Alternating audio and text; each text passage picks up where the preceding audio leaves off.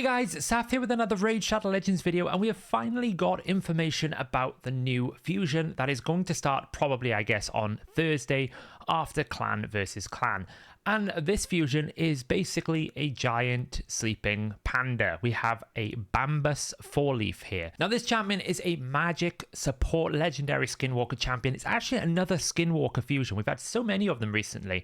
And we've also had a lot of Skinwalker free champions, right? We had Sun Wukong was free.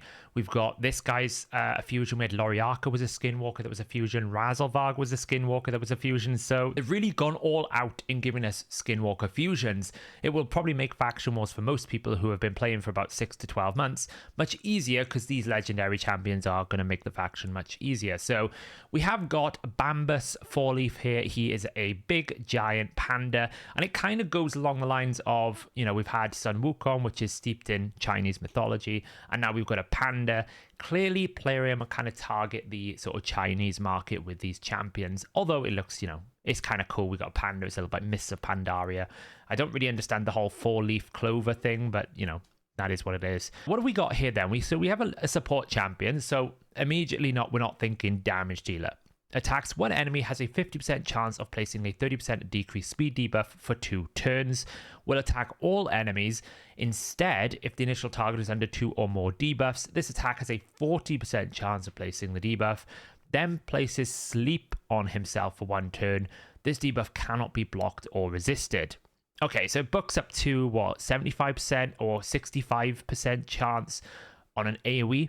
Now it's pretty easy in areas where decreased speed matters, like Hydra particularly, and some bosses, wave content a little bit, that, you know, you can get 2 debuffs up on a target. It's a little bit like a Boro, the way that a Boro does her AoE decreased defense. It's just easier to do with 2 debuffs rather than, I think, a Boro's 4. Now, I will say it's not 100% chance, which is always a bit disappointing, but then it is on an A1 and it is on for 2 turns, so you've got a pretty good uptime. It's a little bit like Krisk's A1, right, where you kind of need to attack it a few times to get it up, but once it's up, it's probably okay to keep going. So as a Hydra option for decreased speed, it's okay, it's pretty good. In terms of bosses, well, obviously if a boss can have decreased speed, then it's going to work on a 75% chance on an A1. Pretty good. Now, this sleep mechanic at the bottom is unique to this champion. We'll have a look at that when we look at the passive, but I actually think this sleep thing is kind of pointless. I just don't see the benefit, or I don't really understand what it's there for other than just to add more text to the skill descriptions. Next up, we've got Grove Tender, which is a 5-turn cooldown that books to 4 turns. It's a long cooldown. Attacks all enemies before attacking, places a shield buff on all allies equal to 30% of their max HP. Okay, it's their max HP, not his, which is less valuable. That's always what you have to read when you see a shield effect or a heal effect. It's always about which HP are we using it on. Is it the champion that's casting it, which tends to be a high HP champion because they're the support champion, and it's not so valuable if it's their max HP, because if you're applying it to a damage dealer or a low HP champion, the value of the shield is not as good, right? 30% of 10,000 is not the same as 30% of 5,000, and that's kind of the concept here. Also increases the duration of all buffs on all allies by 1 turn. Okay, so the first part of this skill, you get a shield based on the target's max HP. Not as good, but it's still decent at 30%. It's a big percentage. It's just not great that it's there. Then we've also got a increase in duration of all buffs for 1 turn, which is great. The only downside is it's a 4-turn cooldown. So where this is useful in places like Clan Boss or in other places, it's not so useful on a 4-turn cooldown because it takes too long for you to get back round to the ability. This is why champions on a 4-turn cooldown for buff extension are not as good as 3-turn by quite a big margin. People like Godseeker are used to enable 2-1 comps because they have their extension back every 3 turns, which is not going to be the case for Bambus here. He's going to be on a 4-turn cooldown. It means you can't really use him as that buff extension role in places like Clan Boss. You can't really use him in other places. It's probably fine for Hydra, but even then, you're likely to exceed the buff duration before you can extend it. Whereas champions like Oella, they do it in 3-turn cooldown, which is much easier. Then the second part, after attacking, has a 75% of decrease in the duration of all enemy buffs by 1 turn, even if the attack lands as a weak hit. Okay, so that basically is a counter to Poison Cloud. So if there's a Poison Cloud up and you want to get rid of that increased attack, or you want to get rid of the Reflect buff, or maybe they put block debuffs up, not that it really matters because you can't do anything anyway unless you're using a very specific champion, you can decrease the duration of the buffs. cool. Okay. It's also pretty good, I would add, for Arena because you don't trigger Polymorph by decreasing the duration of buffs.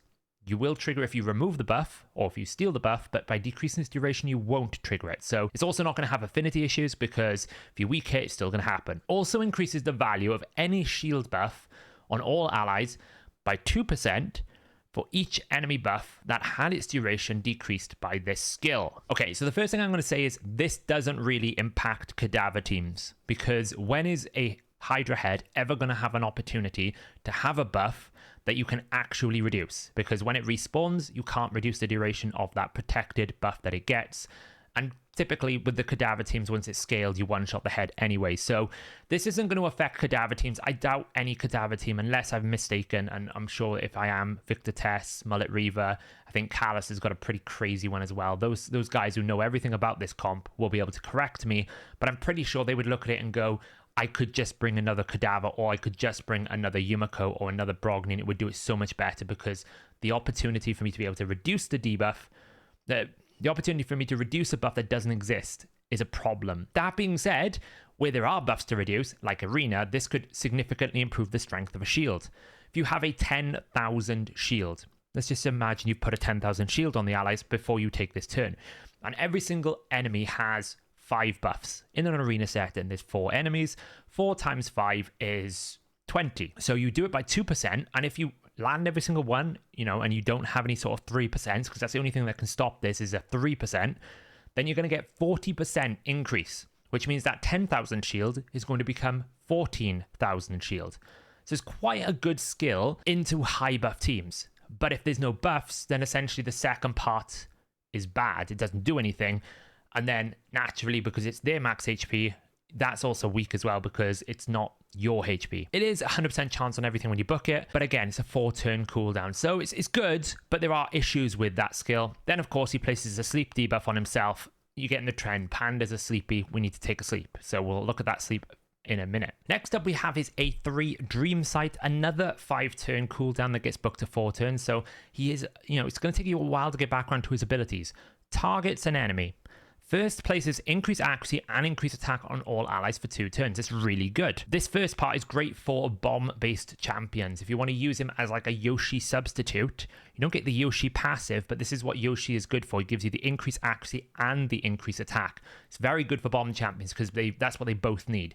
Lady Kimmy is good because it gives you increased accuracy, but you still need to bring an attack buffer unless the champion themselves gives themselves increased attack like Shazar. So this champion would be great to pair with any sort of bomb champion that you've got that requires accuracy. Astrolith doesn't require accuracy, wouldn't be so good. Then has a 75% chance of placing an Enfeeble debuff on the target enemy for 2 turns. Okay, so Enfeeble, if anyone doesn't know what Enfeeble does, it is currently only available in the Shogun boss. The Shogun boss places it on you. Enfeeble makes it so that you always weak hit, right? So if you enfeeble an enemy, they will always weak hit. I think if you have Affinity Breaker, you can bypass that a little bit because it's similar to the Poison Cloud. If you have Affinity Breaker, you can actually put debuffs on a Poison Cloud head. So it's kind of doing the same thing that a Poison Cloud does, but as a debuff, which is very good. But here comes the problems. The Enfeeble debuff cannot be placed on bosses. Okay, so that's kind of like pretty much makes this entire skill just a buff skill for any boss content. For wave content, it's only a single target, so how valuable is actually a single target? So you're immediately thinking, okay, then it's going to be great for arena. Well, it doesn't seem to say that it places without, resisting, so you need accuracy. It doesn't seem to ignore anything like Stone Skin or anything like immunity or anything of that nature. So you've got to get first past Stone Skin, then you've got to get past any immunity. Then it's not protected either, which means it could just be cleansed straight off. I just can't see a world where you're ever going to enable Enfeeble in an arena setting. Not only that, it can polymorph him, so he could go for an extra long sleep. I like the concept. I think the implementation is bad. This would need to basically go places Enfeeble, ignores Stone Skin, ignores block debuffs, and is protected. Then it's good, because then the idea is you pick the enemy nuker, you put them in Enfeeble, and then they can't do damage. So it gives you a turn. I would drop it down to 1 turn cooldown then, because obviously 2 turns with that is atrocious. But 1 turn would be fine. At 2 turns, this essentially for a high-end arena, is utterly useless. It's never going to work. It might work in the sense that once you've managed to win the fight, then you can enfeeble someone, but you're not going to go in and face a Jorgid or a Hefrak or a Taras and go, you're now enfeebled. Because it's just going to get instantly cleansed by Marichka or Mithrala or Cardiel or someone of that nature. Sify can cleanse it all off. It's going to just remove the debuff, and then you're just going to die anyway. So it just becomes a bit of a buff bot. Also has a 75% chance of placing decreased accuracy debuff on all enemies for 2 turns. And not only are we going to potentially place a useless debuff, we're then going to place decreased accuracy, which means that 9 times out of 10, this ability is probably going to polymorph us in high-end arena. And then he puts himself to sleep, naturally.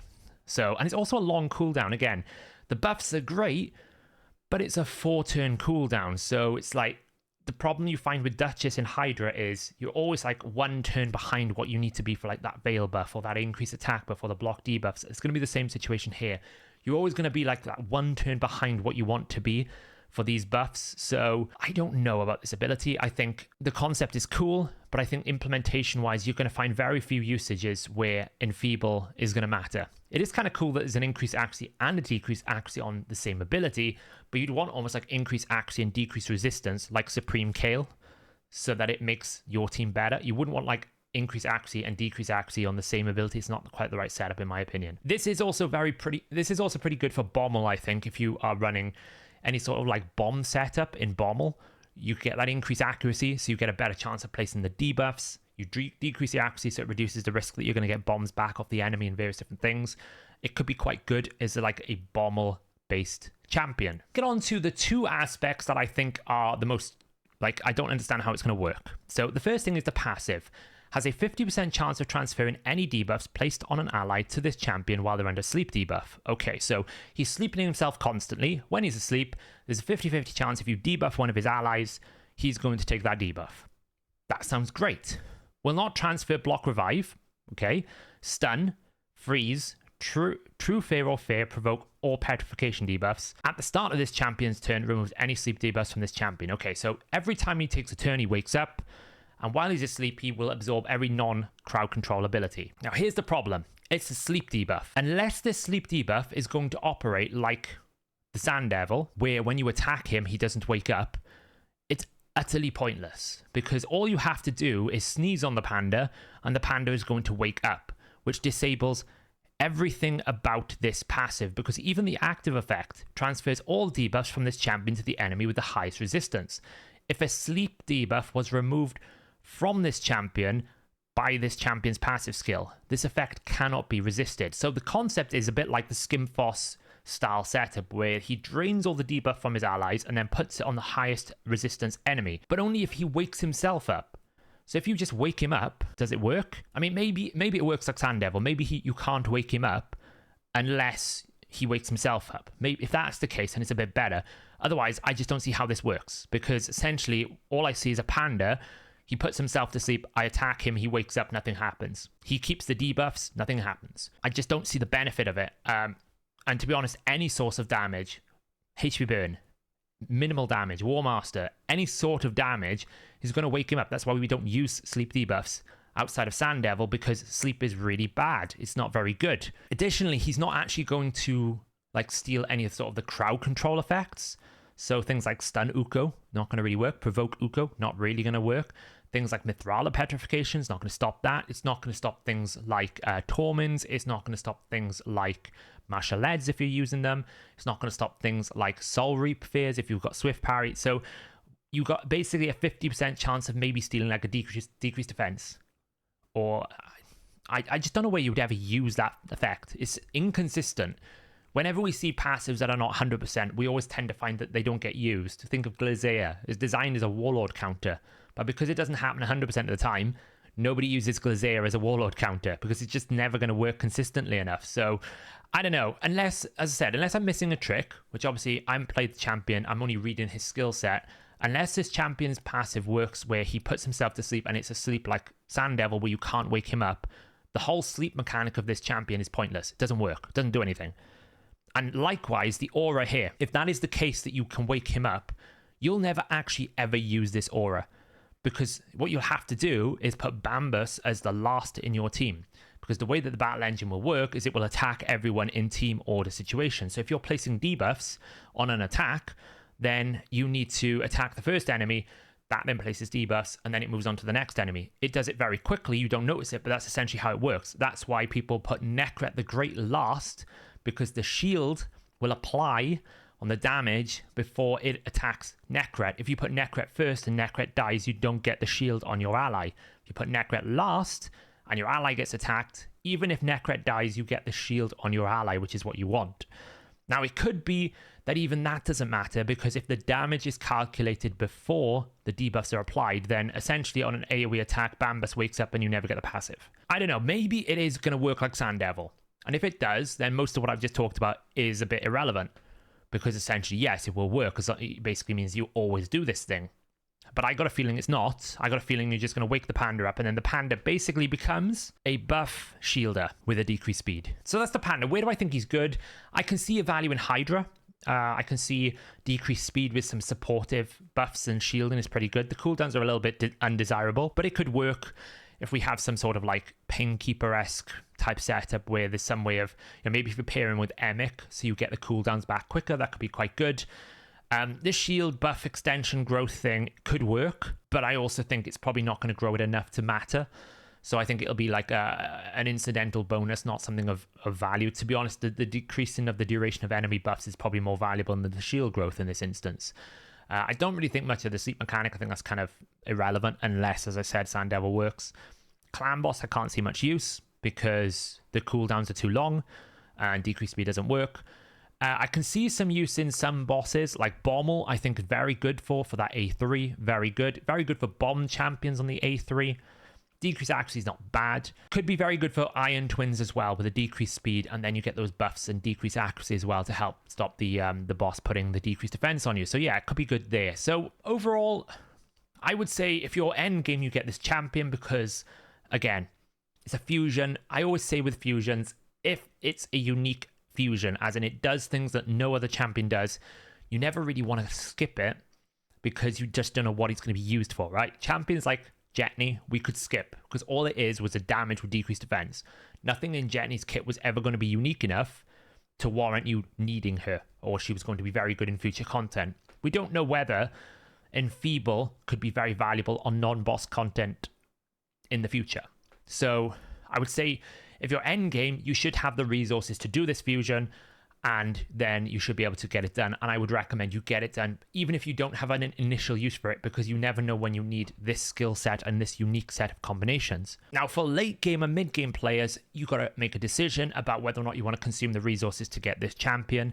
I would say still for late game players, you might find usages in terms of this combination of increased accuracy, increased attack, and decreased accuracy on one ability.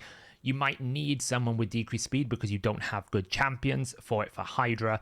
So you might want to consider getting it. But I will say it's a traditional fusion. So sometimes the epics are better than the legendaries. Not often, but sometimes they are. So you might want to consider that as well. For mid game, if you're progressing in Clan Boss, this guy is not going to help you in Clan Boss. He's not really going to help you in wave content, in my opinion. He will help solidify your team and keep your team alive with the shielding. But it's a long cooldown. So you might use it for wave 1, but if it's not back by wave 2, are you just going to get in trouble? I don't really think much of this passive down here. I don't think it's going to be any use at all. I think it's going to be totally pointless unless it works like Sand Devil, which obviously I won't know until the champion is out. So might need to revise my kind of summary here. So I think it's potentially skippable for mid game, and I would be looking at the epics to see if any of the epics give you a lot of value. And then for early game, it's going to be difficult doing a fusion. So unless you're prepared for it, don't stress out if you're early game trying to go for this fusion if it's hard. We don't know how difficult this traditional fusion is going to be. So that's the Panda. Overall, I think it's like a kind of a 3 or 4 out of 5. I like the uniqueness of his abilities, but his cooldowns are too long. The passive seems pointless. The Enfeeble is just not good enough that it's going to warrant any usage in much arena settings. And the decreased speed, I actually think there are better Hydra champions, because if we think of Strategos Isolin, that was just the last fusion, he has a guaranteed decreased speed on an A2. He's got Provoke, he's got Ally Protection, he's got Healing, he's got Shielding, he's got Counterattack for himself. He's got so much more that's more compatible with Hydra. This guy is basically just, okay, he can decrease the duration of a few buffs whilst there's Poison Cloud. or he can place decreased speed every so often. I'd rather a champion that can provoke and place decreased speed on a much greater opportunity than this champion. And nobody really thought Strategos Islam was very good. So if we're placing that as a requirement for Hydra, then you could almost kind of go, well, is he that much better than the last fusion just because he's got some uniqueness around his kit? I don't think so.